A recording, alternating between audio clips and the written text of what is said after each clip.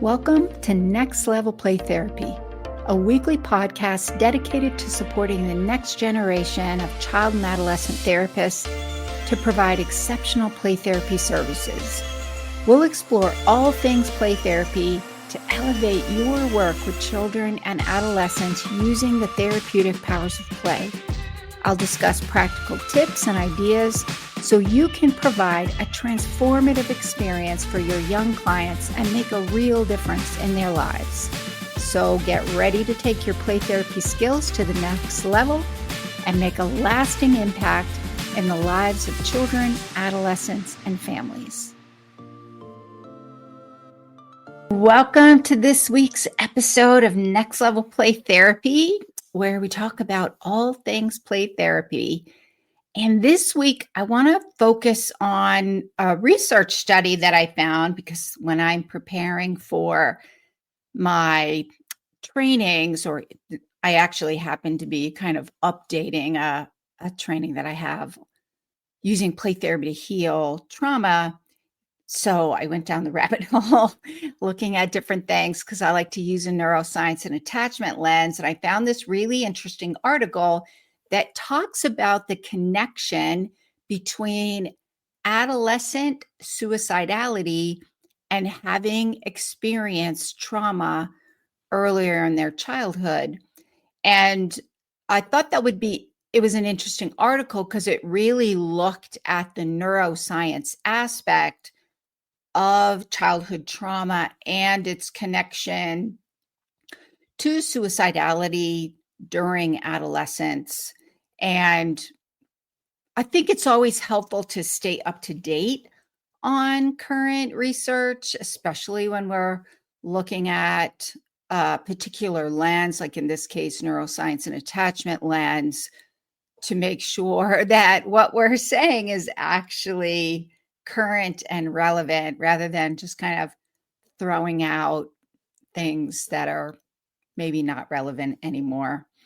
And so when I found this article, I thought, wow, this is really interesting. And I think other play therapists would probably be interested in this as well, especially if you kind of like looking at the neuroscience and attachment aspects of the mental health issues that our clients are experiencing in their childhood and during their adolescence.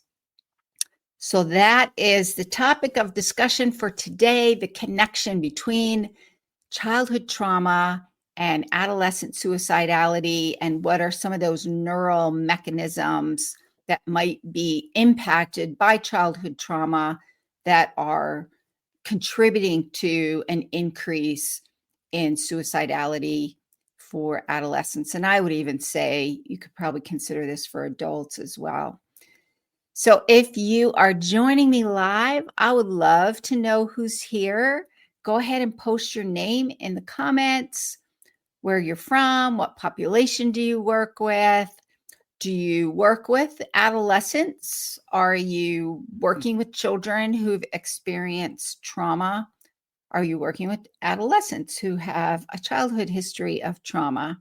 So go ahead and post that in the comments. If you're watching on the replay, I would still love to hear from you. Post your name in the comments, all the good things.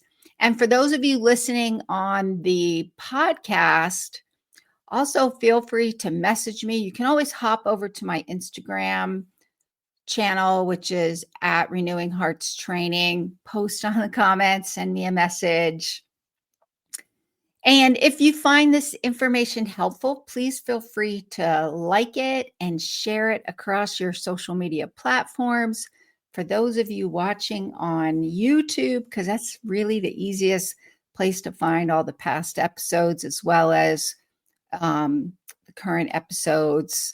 I go live every Wednesday at 7 a.m. Pacific time on LinkedIn, Instagram, and YouTube.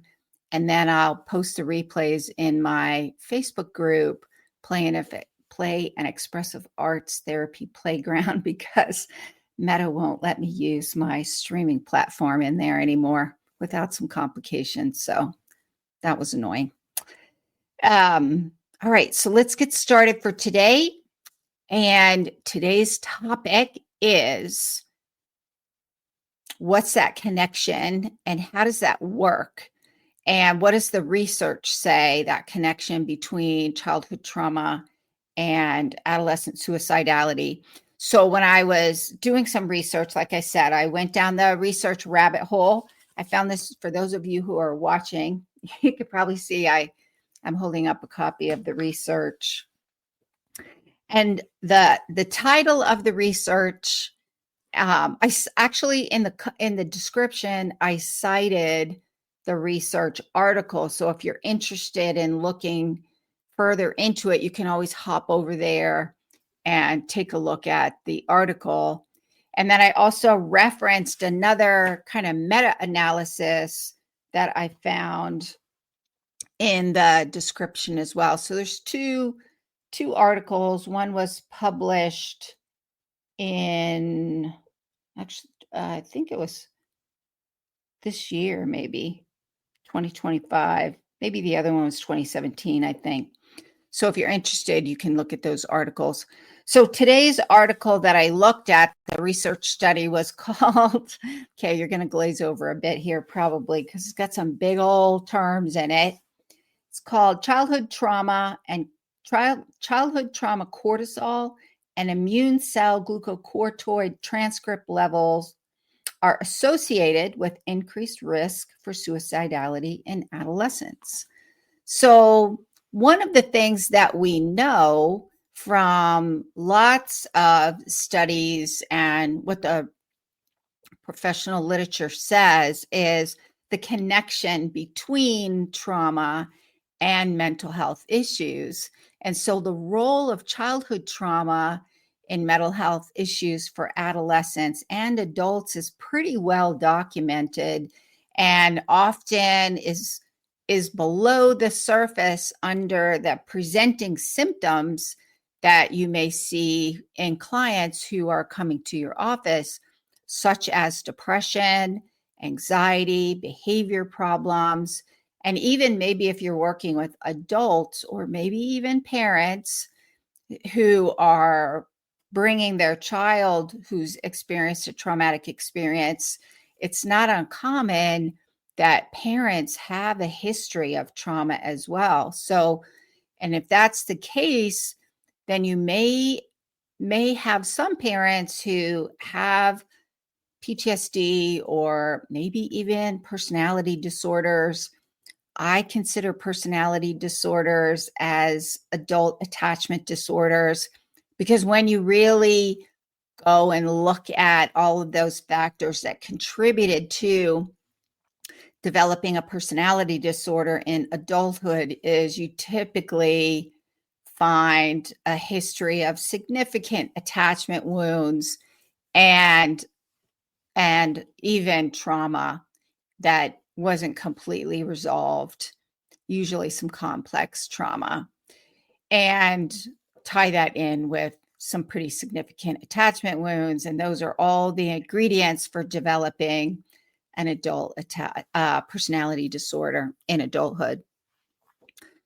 So it's pretty well documented that trauma has a pretty significant impact into adults, even with the ACEs study, adult childhood experiences, that found a pretty significant connection to medical issues as well, maybe some chronic health issues or chronic pain issues. So it kind of makes sense why in the professional arenas they're still looking at the impact of trauma and all of the various ways that trauma in childhood impacts into adolescence as well as adulthood. So in this particular study that I found and that I was reviewing here, in this particular study, what they did was they examined the link between childhood trauma and suicidality in adolescents by comparing the cortisol levels and these immune cell glucocorticoid levels in teams in adolescents or teenagers who had been admitted to a crisis stabilization program. So the crisis stabilization program had an inpatient portion, they had day treatment and crisis centers. And so these were teenagers who admitted because they were experiencing suicidality.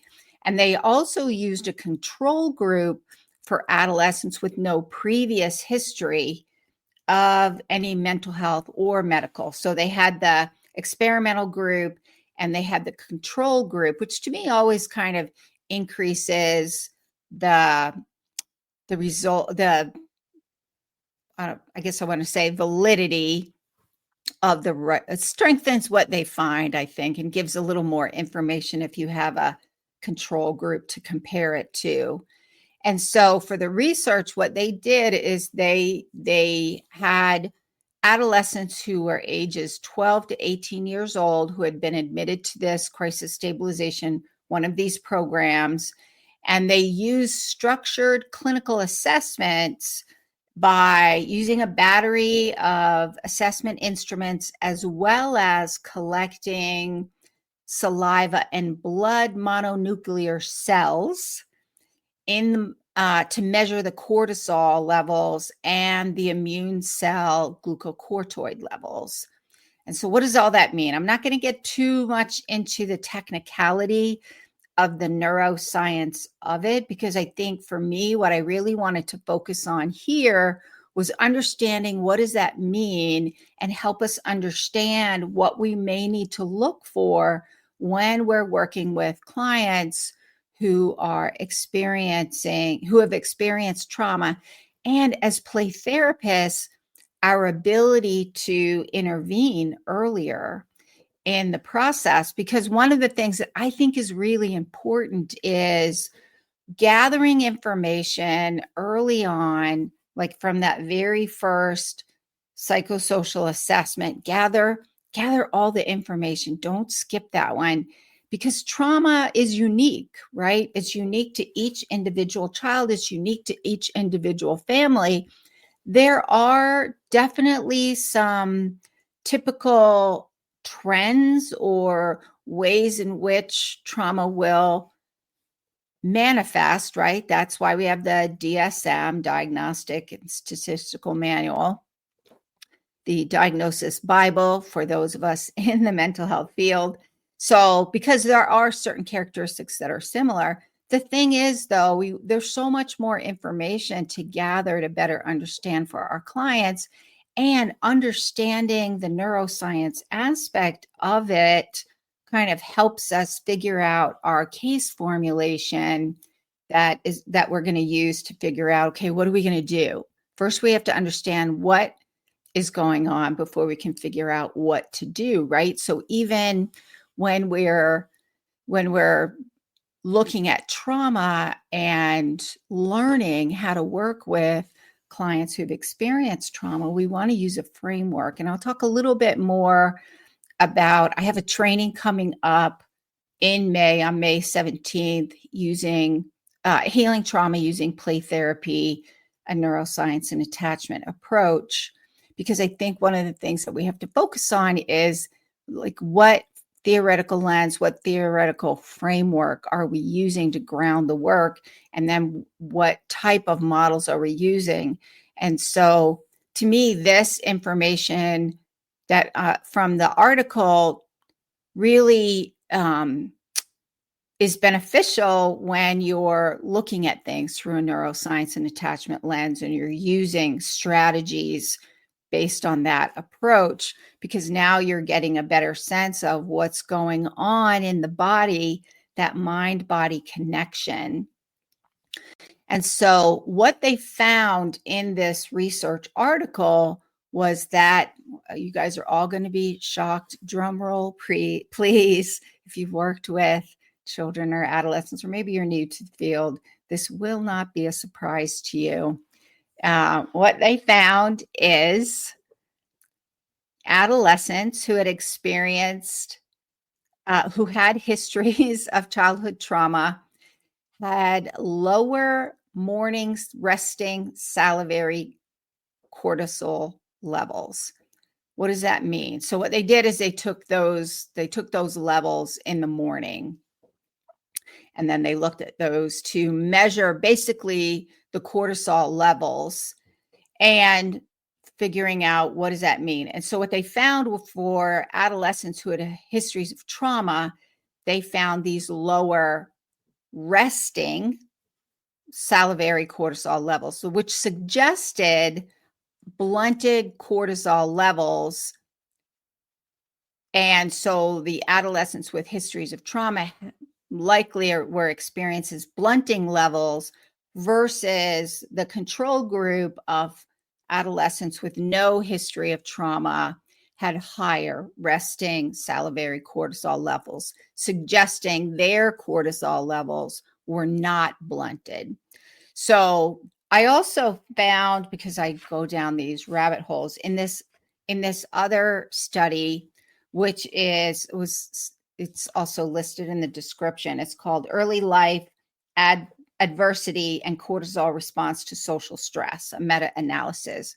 And so it was kind of consistent with this other study that looked at long-term stress response activation, and how that long-term stress activation can contribute to sensitivity for increased sensitivity to stress. So think about it this way: this vulnerability to stress can contribute to difficulty regulating emotions and responding to stressful events in an effective way. So here, to me, I think it helps to think about that window of distress tolerance.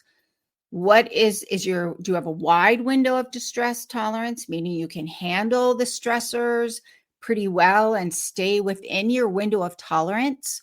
Or do you have a really narrow window of distress tolerance and you easily are outside your window of distress? So think either hypoactivation or hyperactivation of the stress response. And what they found was these blunted cortisol, these lowered cortisol responses, indicating that they're really sensitive to the stress response and are easily activated to threat, even when maybe it's not necessarily at a heightened level of distress, because they're so sensitive to it.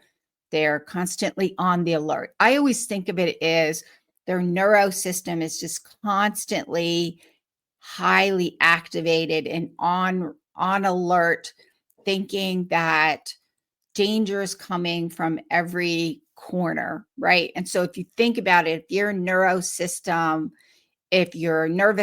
is kind of on hyper alert, then you're not necessarily going to be able to relax. And that's the thing. So the thing you want to remember is optimal body functioning. And we're talking about that mind-body connection.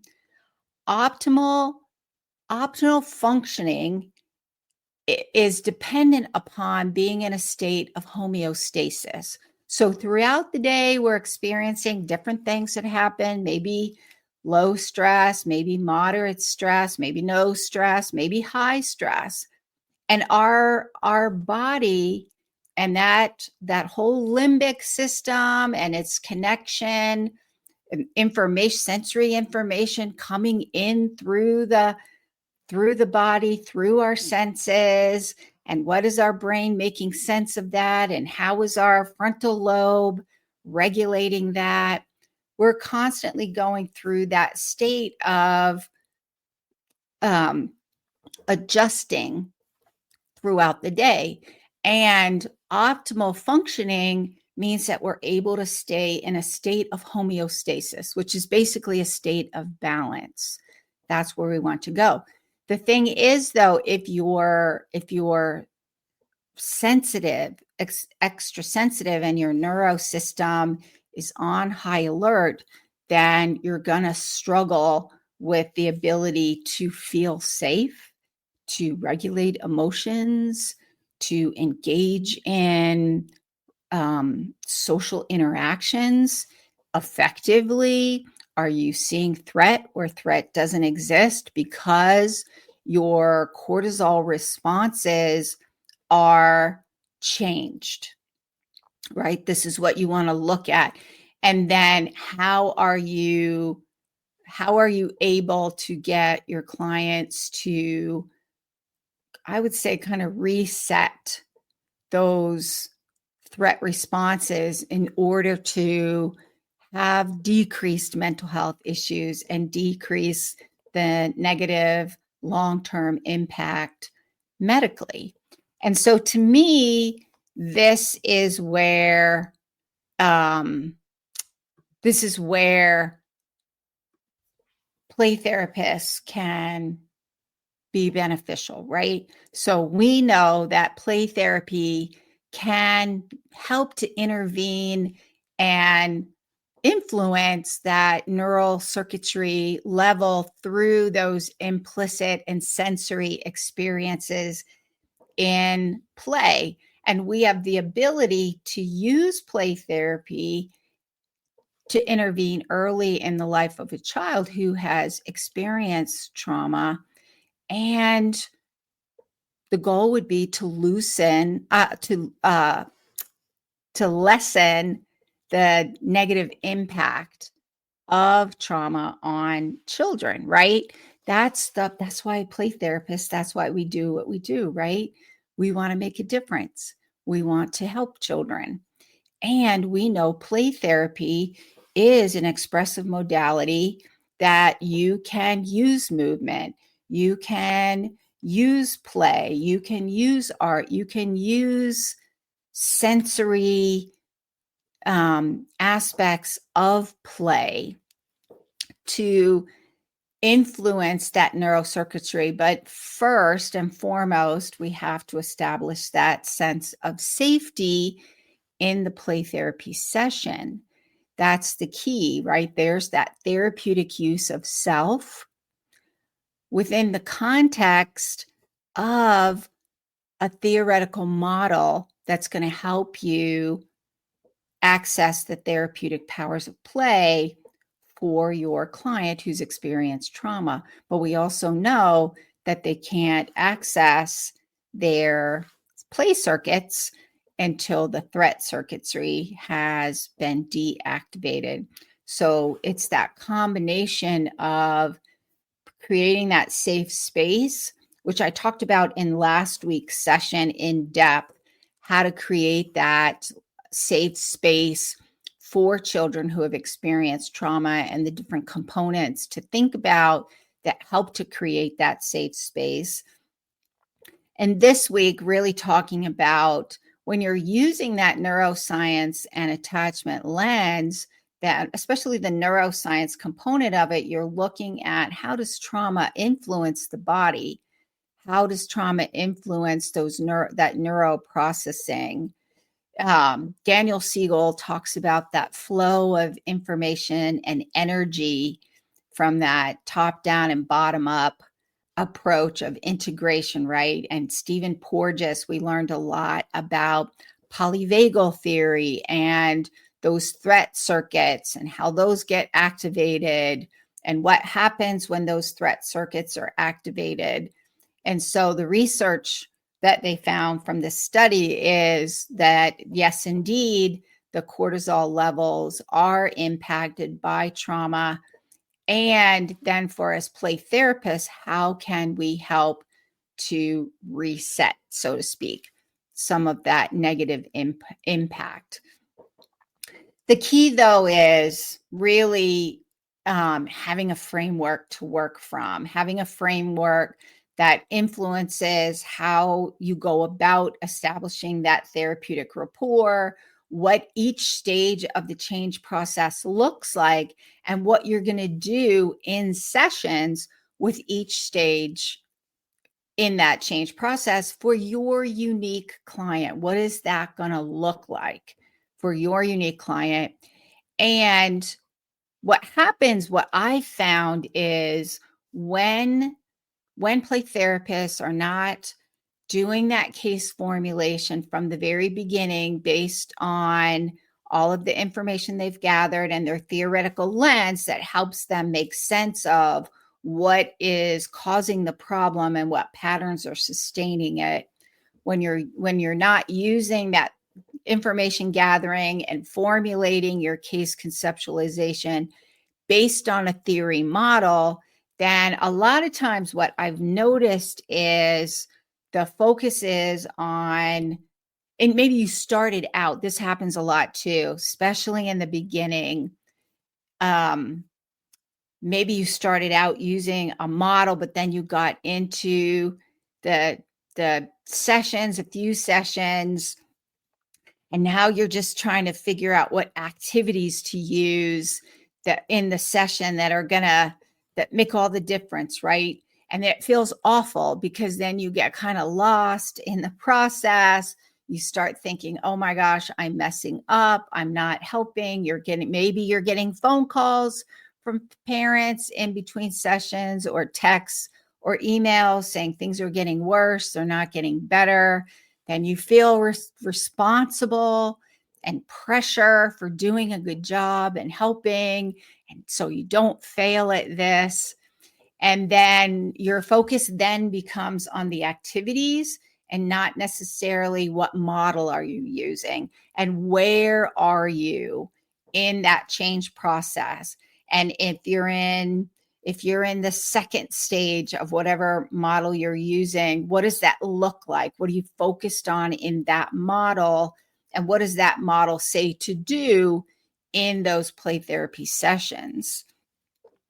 So the thing is that I found is having a framework that's grounded in a theory model, and I always like to bring in the research because I love using neuroscience and attachment, and then using an integrated approach for kids that are older than like 8 or 9, definitely by 9, I'm typically moving from child-centered play therapy into a more integrated approach, moving out of a strict child-centered play therapy model into more of an integrated model where I'm integrating some of the components of child-centered play therapy.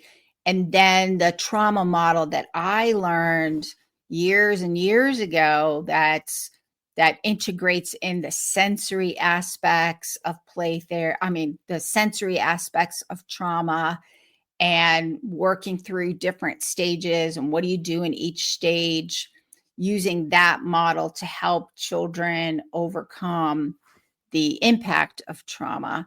And that's the key, is having that framework to work out of, so that one, if you're using a neuroscience lens, that now you're looking at it as, okay, children who've experienced trauma have more sensitive responses because of their cortisol levels. So they're going to respond differently than a child who hasn't experienced trauma on a day-to-day basis. So we may find more increased emotion dysregulation because of the neurosystem response. So if I'm using this lens, and I'm going to be looking at things I can do to settle down that neurosystem response, and how am I processing and changing those implicit or sensory experiences within the body. And then based on my model, it's going to show me what to do at each stage of the play therapy process.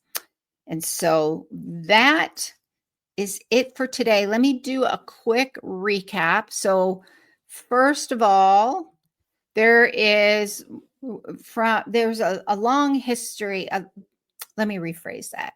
What we've known from the literature is that there is a lot of support showing that childhood trauma is a contributor to mental health issues into adolescence and adulthood. And so that what you find is adolescents and adults who have experienced childhood trauma often it's not uncommon to see them with histories of depression, anxiety, behavior problems, relationship problems, social interaction problems. Especially the more severe the trauma, I think the more severe the impact, right? That's what we've learned over the last decades. And so what I did is today look at a research article that showed how trauma impacts that stress regulation system and how trauma has resulted in increased depression and this article, increased depression and suicidality in adolescence is connected to those cortisol levels.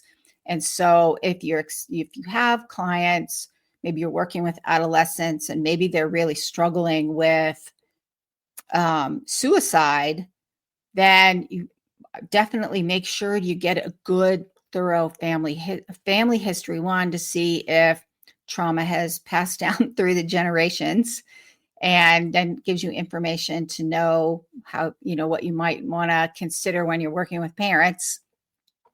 But also if there's a history of childhood trauma for your adolescents, and maybe you want to make sure to target that trauma, and then with the hypothesis, so to speak, that will alleviate the suicidal ideation. And the thing that we know as play therapists is that we can intervene early. But even I work with adolescents.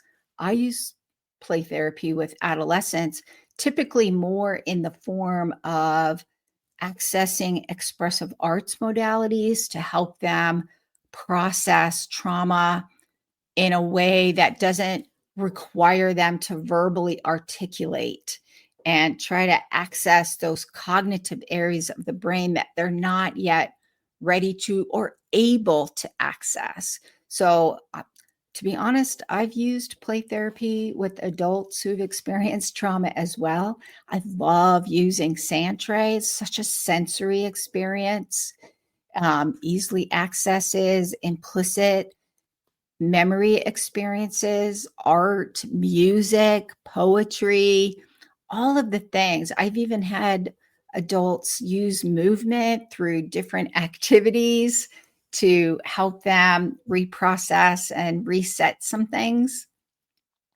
So we know the benefits of play therapy can make a huge difference, especially early on, helping to process and address and reset, so to speak, that mind-body connection for children. And the thing is, to do that effectively, you definitely want to use a theoretical model that's going to influence how you're formulating that case conceptualization.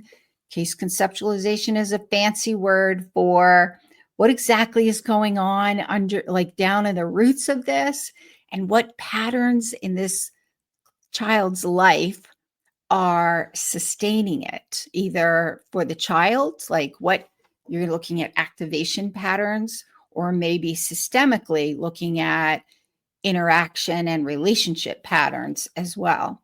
And so you want to use that model that's going to be influenced by, you want to use that case conceptualization that's influenced by your theoretical model. And then your theoretical model is going to help you guide you through each stage. And then you can choose activities based on your model that are going to fit for your client, your specific client, and what works for them, and when to use what activity and how to use it. So that is it for today.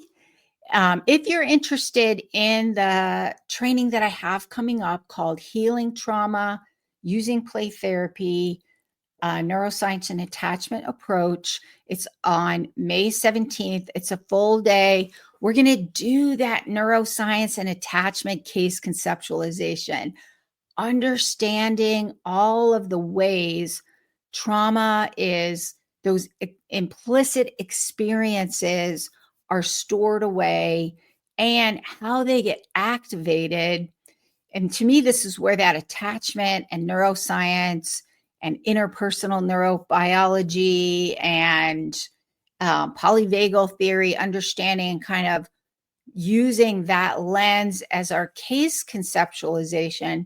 And then we're going to look at, because the other thing that comes up, how do I know what's going on in session? So we're going to look a little bit at behaviors and play themes that you might see going on in the playroom to give you an idea. And you're going to use that, look at that through that neuroscience and attachment lens.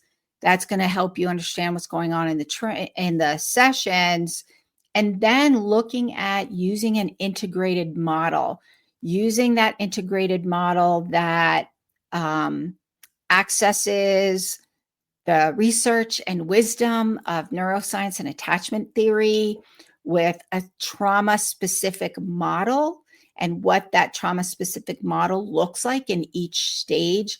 And then we're also going to be looking at, we'll do some activities, some ideas for activities and where you would plug those in, as well as some tips for working with parents. So it's a full, very packed day, so that when you walk away, you have strategies that you can implement right away. And even if you've been doing it for a while, a lot of the experiential aspects of it is really to help refresh you and this hard work that we do. So interacting with your colleagues, getting more ideas, feeling refreshed, and using strategies that you can implement right away in sessions with your clients. So right now there's an early bird pricing. It ends April 30th. So if you want to take advantage of that early bird pricing, then you're going to want to register before April 30th.